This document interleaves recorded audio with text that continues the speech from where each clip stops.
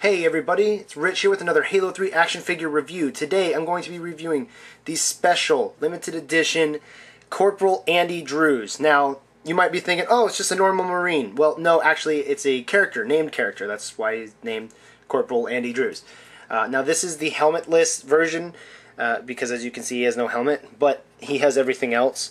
And this is to basically be the figure in the fiction when he had lost his helmet, because most of the time in the fiction he has no helmet as far as in the series that he's in, so that's why he's helmetless. Anyway, he comes with two weapons, a magnum or pistol, whatever you want to call it, from Halo 3, and then he also comes with an assault rifle.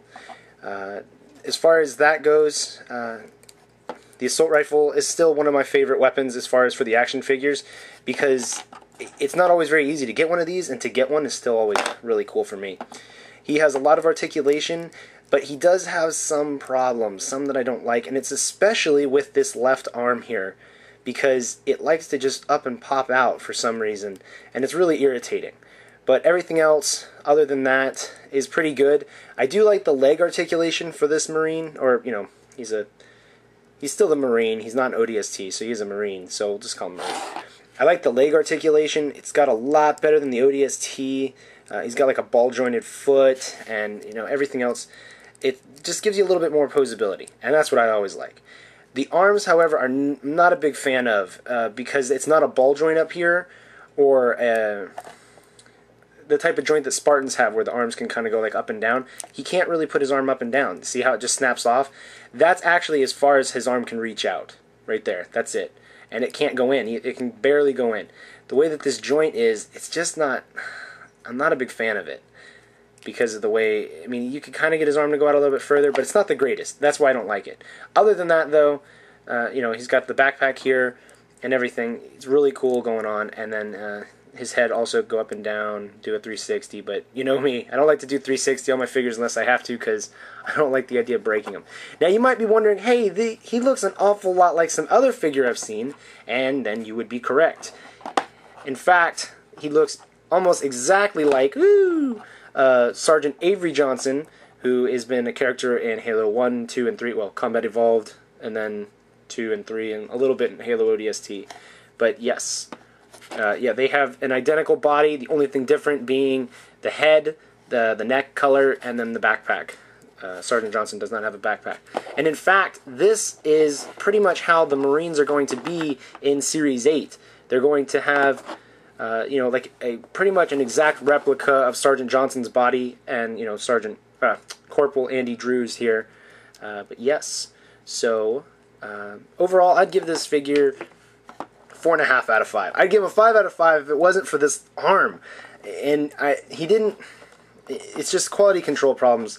But, you can still get him to hold the gun and everything. It's just, I don't know, it's kind of irritating that when you try to put the assault rifle or a battle rifle or, some other two-handed weapon in his hand, that he kind of has a difficulty with his arm staying in place.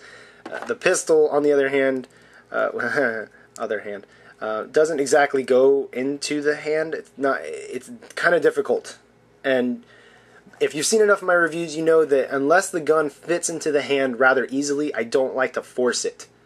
So he has the pistol. I'm sure I can get it into his hand. I just don't like forcing it. So if I do a stop motion or whatever with him, I'll get it in there.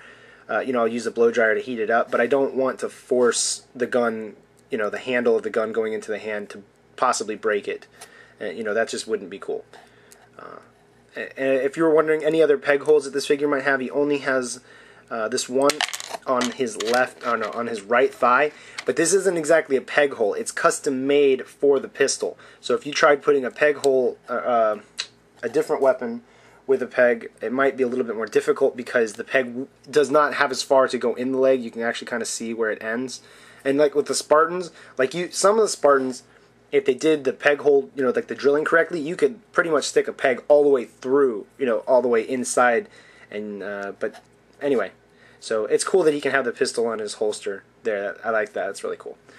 But yeah, so overall, 5 out of 5. Oh, and I didn't say, the series this figure is from series KoBaCaaTT, and there's not a lot of those figures out right now. It's actually really small.